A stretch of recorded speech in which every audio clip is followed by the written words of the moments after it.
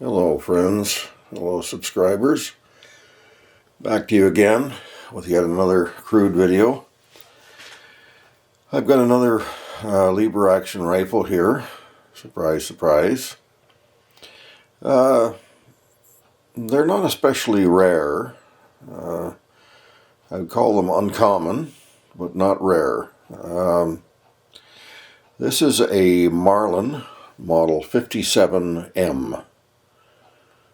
It is a sometimes known as a lever-matic, which may be a bit of a misnomer, but it's a it's a lever-matic, sometimes called, and it's chambered, as you can see in the foreground, 22 Magnum. And there's quite a few varieties of ammunition available for the 22 Magnum.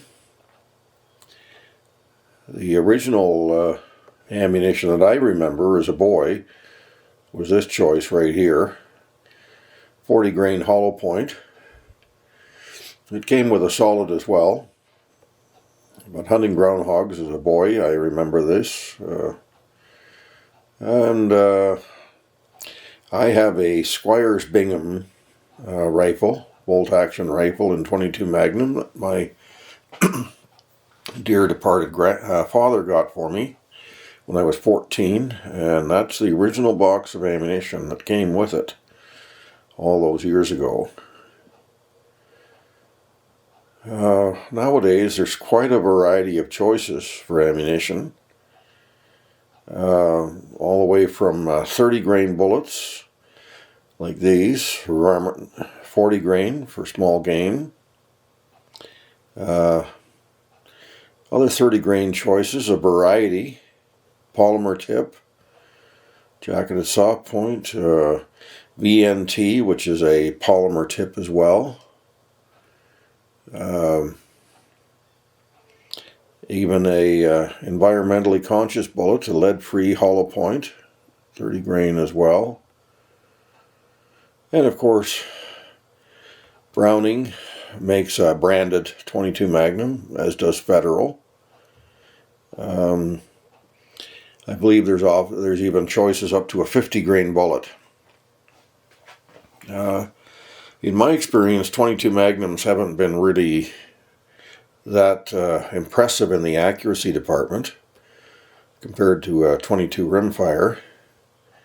However, I have found that using the 30 grain bullets, the lighter offerings, both this rifle and another 22 Magnum rifle I have three 22 Magnums, all of them have quite impressive accuracy with the 30 grain bullet. And something else that helps a great deal as well is something you may have seen. This is a rim thickness gauge. Now, I've used this quite a bit. This is the second one I bought. As you can see, that's the price in Canadian dollars. It's really quite effective. You sort the ammunition obviously by rim thickness. This particular kit can do 17 HMR, 22 Magnum obviously, and 22 rimfire. And I find it makes quite a difference, especially with the older ammunition, the Winchester, and some of the Federal choices too. It makes quite a difference. Whereas with the CCI, it makes less of a difference. But it's worth trying for a tool that's worth $60. It's imagine it's quite a bit less expensive in America. It works with your with a standard vernier caliper.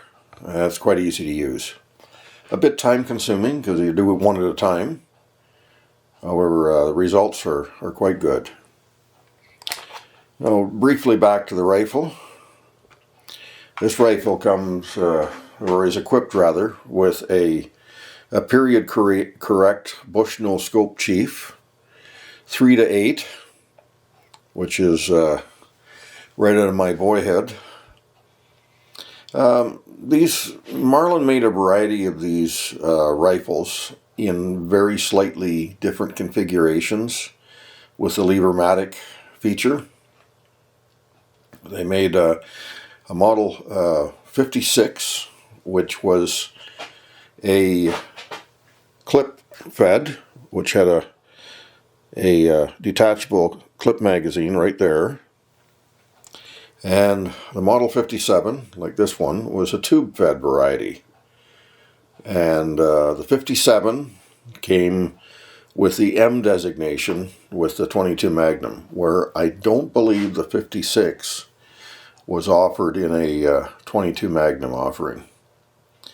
And then, of course, the much less common Model 60 and 61, I believe, Marlin, same lever-matic, but chambered in .30 carbine and .256 Winchester Magnum, respectively. However, this one's .22 Magnum. I believe they made somewhere in the neighborhood of roughly 60,000 of these rifles. And they made them for a variety of hardware stores, but just in the .22 long rifle version. You just don't see them very often in Canada. In fact, I would even call them a bit scarce. This one still has the original hood magazine, or hood front sight, which is, I can't quite get it to focus, but rarely see them with the hood sight. They're usually gone. This rifle is kind of a work in progress. It's got a little bit of rust here and there. Needs to be cleaned up. Needs a bit of loving. Maybe I should do that this winter if I get a chance. I don't know if I can get this focused for you properly. We'll try here with this new camera. It's an extremely short throw. That's it, right there. You can actually do it with one hand.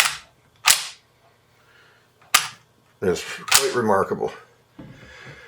You don't even have to take your grip from the rifle. You can continue shooting, looking through the sight, not even breaking your cheek weld, and still cycle the rounds. And I believe this holds, in the tube at least, it holds 13 rounds and one in the chamber for 14. So you could potentially shoot 14 straight. The Model 56 with the detachable magazine, I believe, came in 5, 10, and 15. I don't quote me on that, but the Model 56, at least in Canada, are quite scarce. You just don't see them very often. At any rate, I can't think of anything else at the moment. These rifles are with ammunition sorted by rim thickness. It makes quite a difference. And these rifles were made in the 60s, at least available for Canada in the 60s. I believe the last production was probably about 1968. This one's got a bit of figure, which is something I always look for in the wood. And there's a little bit of a backstory that I won't go in with this rifle, where I found it. At any rate, that's all for today. And thanks so much for tuning in. Bye-bye.